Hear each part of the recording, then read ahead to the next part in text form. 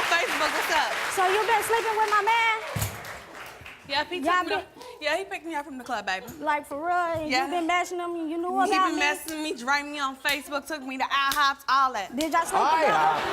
Huh? Did y'all sleep together? His mama picked me up from IHOPs. Did y'all sleep together? Sure did.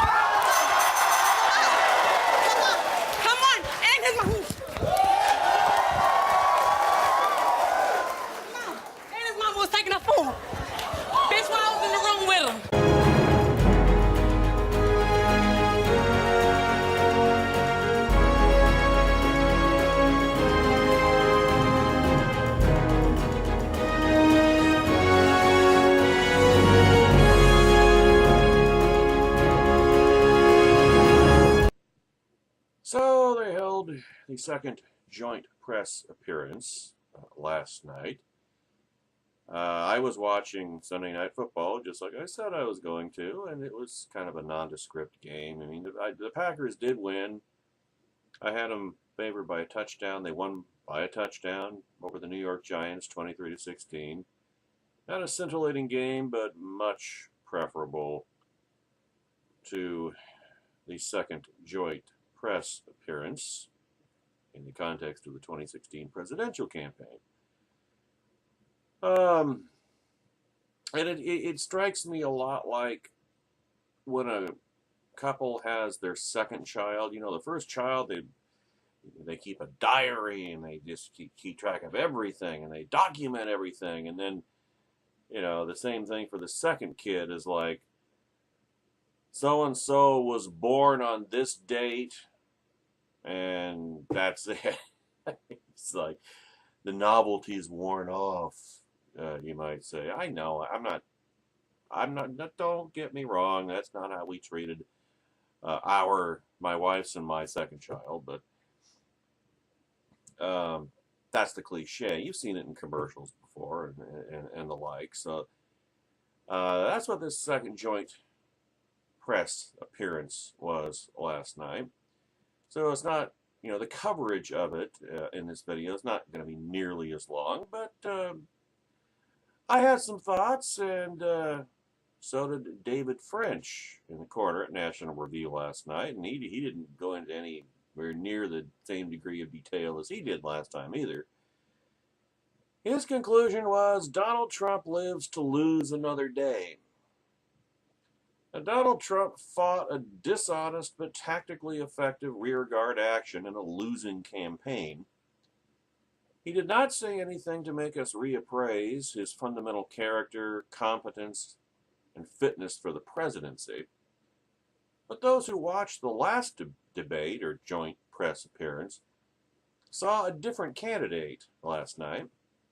He actually seemed to prepare, although the way in which he prepared had nothing to do with anything resembling a presidential debate. It was preparing for an episode of the Jerry Springer Show, which is exactly what I told you would be the case. Now, did he pivot? Well, he pivoted in the sense that he actually attacked Hillary Clinton, but again, not with much in the way of relevancy to the presidency or the campaign. I mean, there were some things, as I will touch on in my comments in the next segment. But, you know, this constitutes, but again, this is not, this is what any candidate should be doing. I mean, Hillary Clinton has more weak points than there are stars in the heavens. I mean, you have to be actively trying not to attack. You have to be actively trying to help Mrs. Clinton to not be able to score some kind of impact on any of those weak points just by accident, just sheer random chance. And yet Trump managed to accomplish that very thing in joint press appearance number 1 last night. You know, he got shut out in the first encounter. Last night he got on the scoreboard, although not as much as his supporters think he did, actually. Now, in the last 2 days, there have been 2 significant events in the race. The first, the release of the tapes where Trump brags about committing acts of sexual battery, or Pussygate, reveals something important about the man's character. The second, a reasonably effective debate performance against an unfit opponent, reveals that he retains a measure of raw political talent. I think I wouldn't. I don't agree with that, but I mean, you're mistaking. French is mistaking political talent for showman talent. I mean, what Donald Trump tried to do last night was turn the second presidential debate into a World Wrestling Entertainment segment. That's what he did.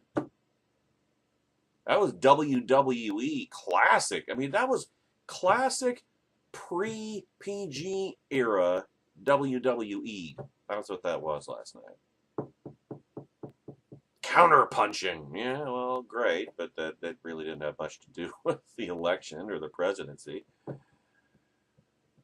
There's an episode of the Jerry Springer Show, you know. Now, I suspect I know which of those events will be more important in the days ahead as GOP leaders allegedly, it's a good descriptor, rethink there's an adverb. For those of you in Marietta, California, an adverb is a word that describes a verb, so adverb. I know which of those events will be more important in the days ahead as GOP leaders allegedly rethink their public commitment to a reprehensible person. So, in French's summation, all Trump did last night was live to lose another day. He staunched enough bleeding to keep the opportunists, like he was ever going to leave them, but he didn't do anything meaningful to change the fundamental dynamics of the race. I mean, after all, personality cult, remember? He did nothing to show Americans that he deserves to sit in the Oval Office, and that's always going to be the case. It gets back to one of Trump's universe of weaknesses, which is that there, in this he has in common with Mrs. Clinton, there is no argument for Donald Trump, just as there's no argument for Hillary Clinton. You know, I keep trying, I keep asking Trump supporters, okay, why are you supporting Donald Trump? Well, to stop Hillary. Okay, well, that's nice. That's a noble sentiment. But try answering that question without mentioning Mrs. Clinton. Okay, you're voting against Mrs. Clinton. Good for you. What is your reason or reasons for voting for Donald Trump? And they never have any answer. They just have some snarky defensive, well, I guess you just know it all, don't you? Don't you? Well, I can see where you might get that impression, but no, that's I would honestly want to know why. Don't tell me why you're voting for Donald Trump without mentioning Hillary Clinton.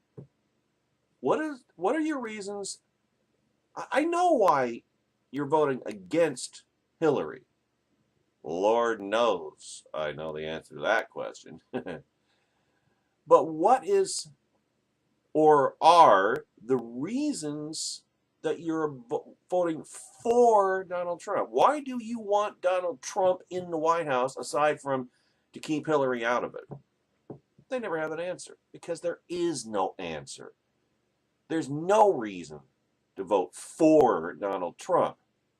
Just like there's no reason for voting for Hillary Clinton. It's all, well, we're going to stop the other one. The other one sucks. Yeah, well, they both suck. That's why I'm not voting for either one. I mean, the bottom line is neither Hillary Clinton nor Donald Trump are fit to sit in the Oval Office. They're not fit to go through the White House tour. They don't belong anywhere near 1600 Pennsylvania Avenue. Now, finally, lest any Democrat feel proud about last night, you people are smugly cruising to victory behind a person who was extraordinarily dishonest and corrupt. Hence, Mrs. Clinton is also totally unfit for the presidency. Moreover, Democrat self-righteousness on sexual assault is sickening given the extent to which they still celebrate and defend a former president in Bill Clinton, who occupies the gray area between Elliot Spitzer and Bill Cosby in the annals of celebrity predators. But then again, the exact same thing can be said of Trumplicans and their demigod. I mean, well, let's let Odin of Asgard take it away again. You are unworthy of these realms. You're unworthy of your title. You're unworthy.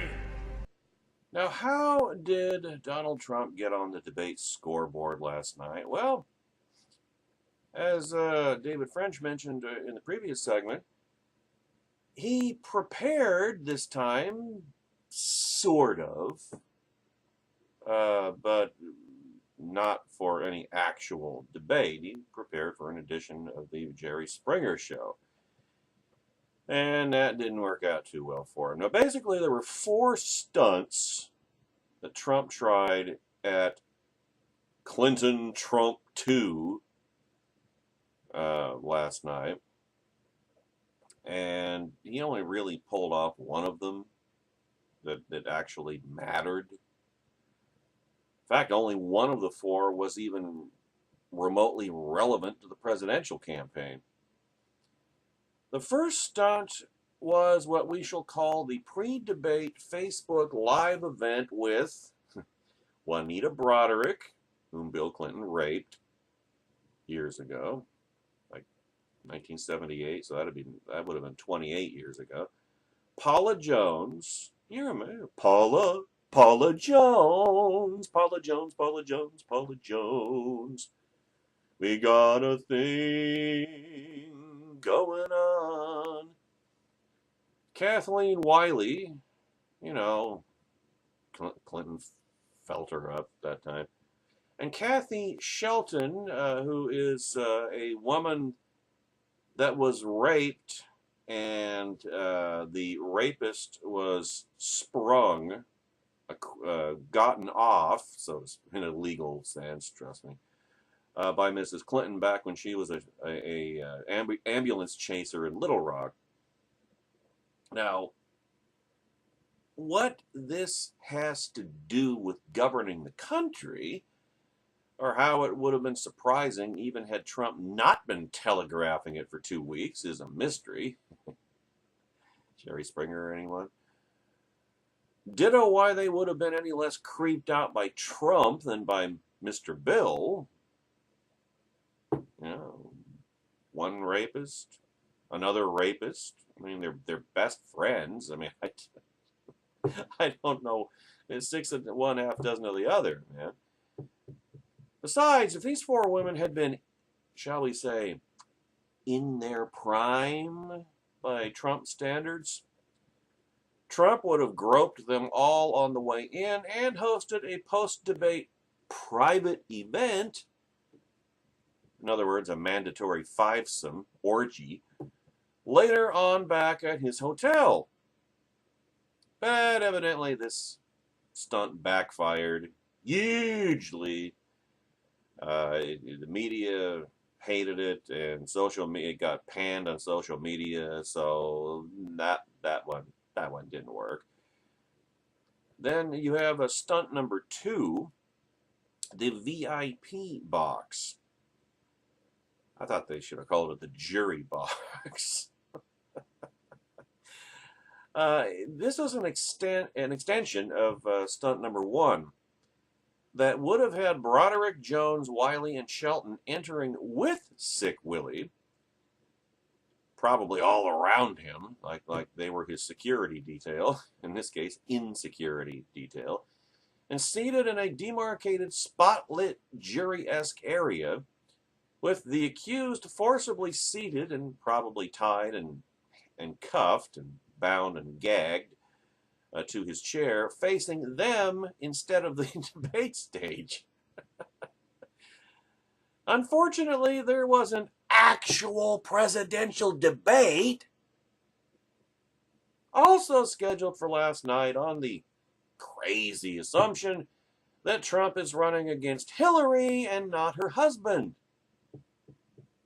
Which, when you think about it, is a good thing for Trump, since what with being on course to lose the Electoral College to Mrs. Clinton by a 2-to-1 margin, and by the way, per election projection, just this morning, Ohio has flipped back to Hillary, so now her projected lead over Donald Trump is back to 351 to 187, where it was before Labor Day. So all the ground that Trump gained in September, it's pretty much all, he's pretty much given it all back by being himself, which is probably the idea. But with Trump on course to lose to Mrs. Clinton in the Electoral College by a 2-to-1 margin, Bill Clinton, the 42nd president of the United States, would have swept the Electoral College altogether, 538 to zip. I mean, just picture that. If the weakest Democrat presidential candidate ever is leading Trump by almost 2-to-1 in the Electoral College, what do you think Mr. Bill would have done to Trump? Even today. I can only imagine. Sadly for Trump, the Commission on Presidential Debates preemptively shut this stunt down, although the, what would you call them, the Clinton Four, were, Broderick, Jones, Wiley, and Shelton were in the audience, and there is a rather iconic shot of Clinton with his eyes bugged, looking to one side like, are they really? Is that who I think it is? Oh my God. Which I don't really buy that. I mean, how do you know? Maybe I'm just too cynical, or maybe cynicism leads to precognition. I don't know, but none of that surprises me. I mean, like I said earlier, Trump was telegraphing this for 2 weeks. But then, what does it matter if Bill Clinton is unnerved? He's not the candidate. That's the first thing I thought of. Well, Trump is going to prosecute. He's going to relitigate all of Clinton's scandals from the 90s. That's nice. Bill is not on the ballot. Hillary is. So what's that going to accomplish? It's something that voters didn't care about then, and they're sure as hell not going to care about it 20 years later. But didn't I tell you this is going to be like an episode of the Jerry Springer Show, ladies and gentlemen? Stunt number 3, and this one, I mean, unless you know anything about fashion, this would have gone straight over your head. And I don't know anything about fashion. Hell, just look at me. Even if I did have to be concerned with fashion, well, I don't. Even if I were in a position to afford such fashions, I wouldn't give a rat's ass about them. Pick your metaphor, all the tea in China, whatever. All the white off all the rice in the world, all the sands of the seashore, whatever. I wouldn't care. So I didn't recognize the shirt that Melania Trump was wearing. I mean, when I saw the picture of Trump's soon-to-be third ex-wife, I mean, remember, she's 46 years old and approaching the end of her trophy wife shelf life by the Trump scale. So she's going to be on the outs in very short order. But my first thought was, I didn't know they made burqas in lavender. Seriously, this shirt didn't have a neckline, it had a jawline. I mean, it went clear up to here. The only thing missing was a hoodie. I mean, it almost looked like a burqa. I kid you not. I mean, she wasn't showing any skin at all. I mean, it must have been strangling her, given how unaccustomed the third Mrs. Trump must be to any degree of modesty.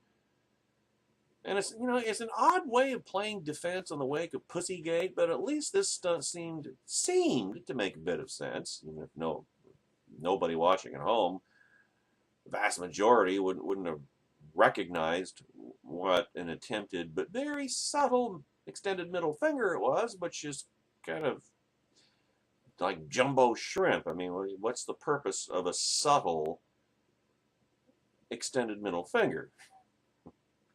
Extended middle fingers are not meant to be subtle. That's why they're extended middle fingers. Then I saw the brand name of the shirt after the fact. Mrs. Trump, the Melania Trump, the third and soon to be third ex-wife of the New York liberal con man, was wearing a top made by Gucci, naturally. I think most people would have assumed that much, but the description of the shirt is, and I quote, "Pussy bow, silk crepe de chine." $1,100, by the way, so always the best, right? Pussy bow. That actually is subtle. But why would you want an extended middle finger to be subtle? I mean, okay, I get it. Har har. But the percentage of viewers who would recognize such a derivative reference was much, much less than Trump's deficit to Mrs. Clinton. And what this would accomplish as far as going after Mrs. Clinton or regaining the ground he's forfeited over the past 2 weeks, beats me. I don't get it. I mean, I guess this is one of Trump's teeny tiny defiant middle fingers, but since when does Donald Trump employ subtlety? He doesn't, by the way, in case you were wondering what the answer was. Those of you in Marietta, California. And then we get to the biggest stunt, the main event stunt of yesterday evening. Give a listen. It's just awfully good that someone with the temperament of Donald Trump is not in charge of the law in our country. Yeah, because you'd be in jail. Secretary Clinton.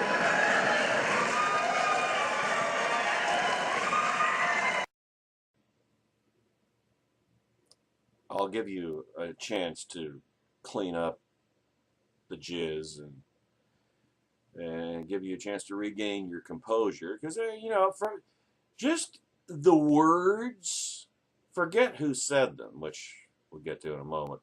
Just the words, that was what every conservative for the past 25 years has longed for any Republican to say. I'm going to put you in jail. Hillary for prison. I mean, it's like, ah! Oh, damn! That the whole thing. Because she does belong in prison. We've counted the ways. I've counted the ways. Lots of people have counted the ways that Mrs. Clinton belongs in prison, belongs in jail, belongs behind bars. Everybody knows this. The Clinton Nostra knows this. That's why she has so many extraordinary protections keeping her out of jail and above the law that nobody else will ever have. So, I get the excitement. I get the...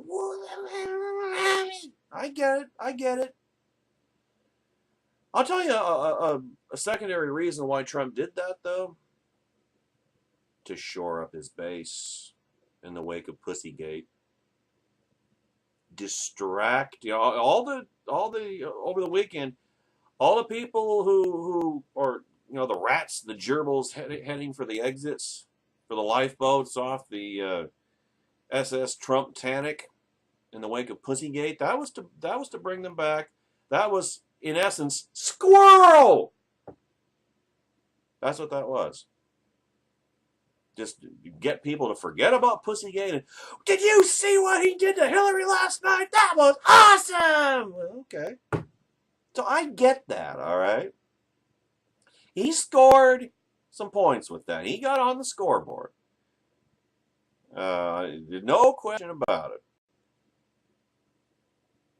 But if not for stunts number 1 through number 3, this could have been one of those iconic and memorable presidential debate moments that indicate who won this bout. And it was a case of fire being directed at 1, Trump's actual opponent, unlike the other 3 stunts, and 2, regarding something actually relevant, although he didn't get into the details of just exactly why and on what charges she belongs in jail. He didn't get into the details because, remember, Trump doesn't do details. So that kind of took a lot of the teeth out of it. I mean, it was spectacle, but it was a lot emptier than it should have been.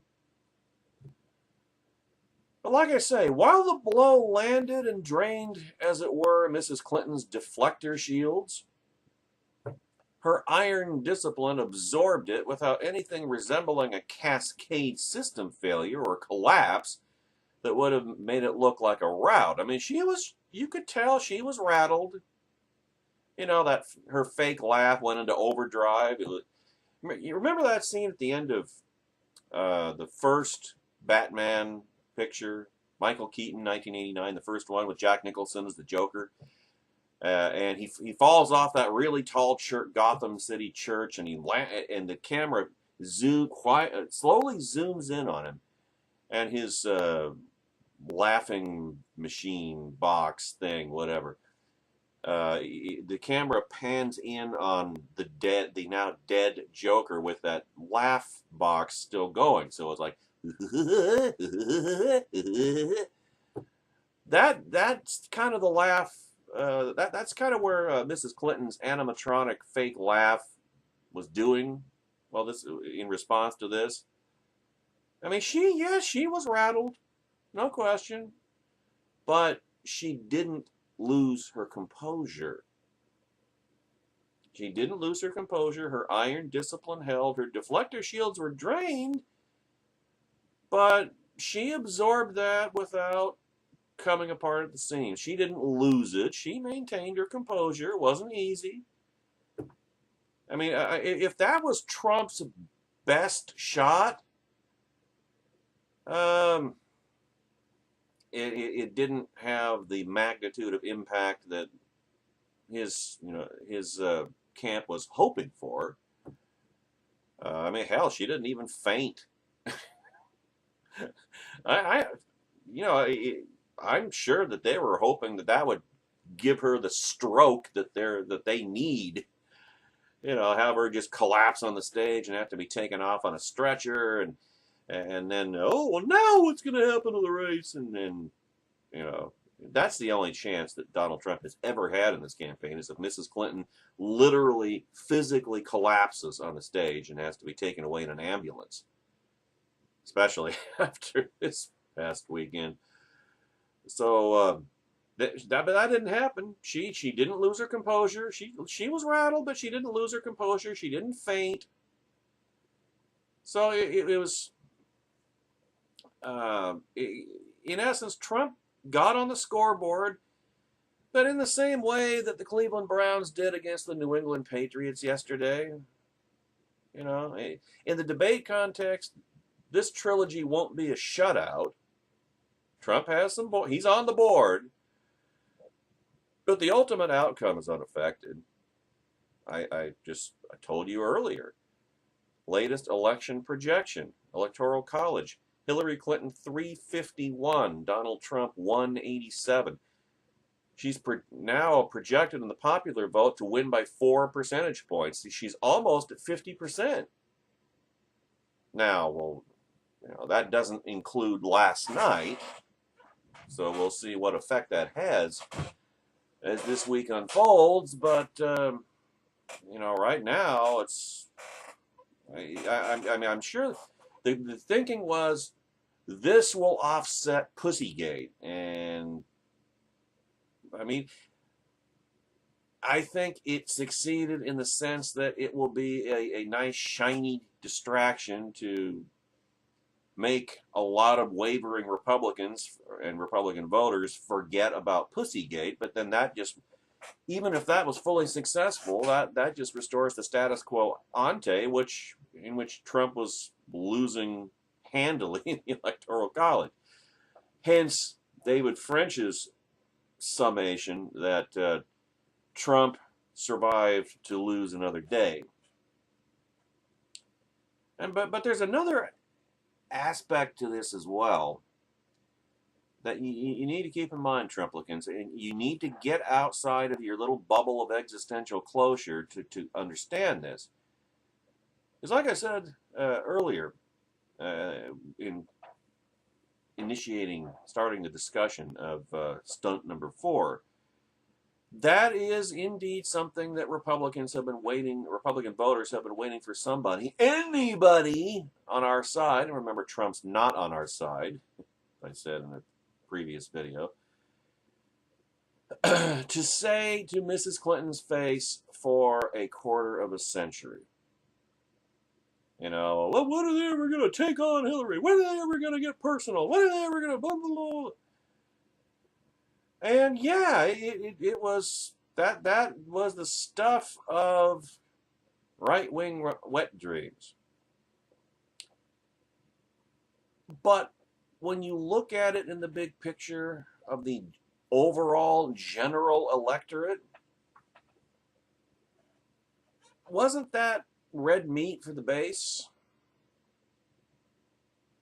Sure, conservatives have longed to hear any Republican candidate do that to Mrs. Clinton.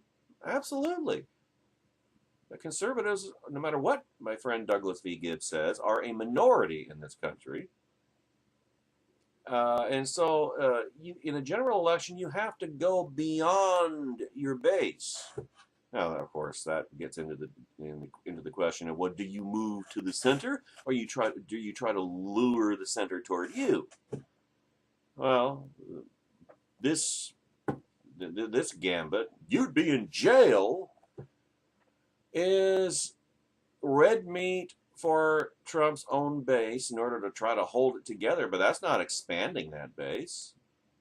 How are undecided voters going to look at that? I'll tell you how undecided voters are going to look at that, ladies and gentlemen. On the one hand, they're going to say, yeah, she does belong in jail. I already knew that. Look at the polls that consistently show Mrs. Clinton, vast majority of American voters consider her untrustworthy. Think she's a liar. That's already baked into her cake. That's already priced into her stock, as it were. And in the meantime, they're looking at Trump and saying, well, look who's talking. What that was, in essence, is one criminal calling his opponent, pot calling the kettle black, one criminal calling another criminal a criminal, and saying that he would deliberately, his priority would not be the economy, his priority would not be foreign policy, his policy would not be priority would not be healthcare, his priority would be a personal vendetta. I get the Hillary belongs in jail. I get that. She does. Stipulated. I agree. But is that really the only priority, the top priority for a theoretically Republican president? Is that what Trump supporters? Is that what the zombie cult, the zombie hordes of Trump mania are electing Trump to do, to put Hillary Clinton in jail? I mean, aren't there bigger priorities than just that? That's what undecided voters are logging anybody for anybody to talk about. Mrs. Clinton has a lot more than Trump. But then, I guess this plays to Trump's strengths. I mean, issues and detail and actual governance and political experience, not Trump's strengths. Trump's strengths are tabloid TV, Jerry Springer show spectacle, and WWE backstage vignettes, and that's what he did last night. That's what he gave the country. He gave the country what he does best, and it had nothing to do with issues or the presidency or the election, because you see, Donald Trump can't make a case for himself either. Even if he were inclined to do so, he wouldn't know how. Because in order to gain the ability to make a case, a positive case for himself, that would require him to stop being himself. This is the conundrum that you Trumplicans have always had and have always ignored, never wanted to hear, and now you're being forced to confront it. Kicking and screaming against your will, but this is what you're being required to confront. There is no case to be made for Donald Trump. None. Just like there's no case to be made for Hillary Clinton. The difference is Mrs. Clinton can fake it. She has the knowledge. She has the experience. Oh, she's been faking it for years. Just ask Bill. I bet you could say the same thing about Melania, too.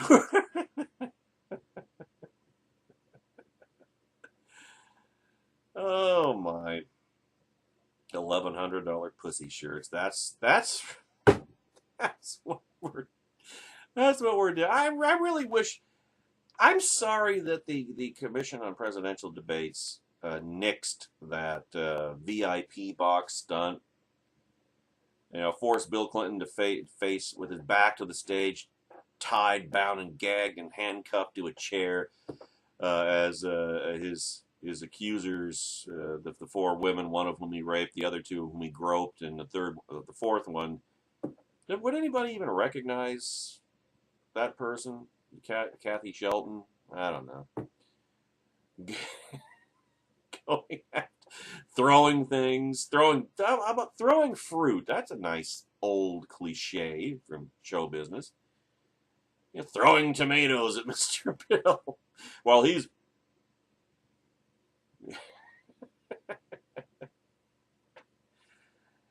what does this have to do with cleaning up the Obama mess? What does this have to do with saving the Republic or resurrecting the Republic? And I hope you've already figured out by now, after this past weekend, the answer is not a damn thing. We are so bleeped.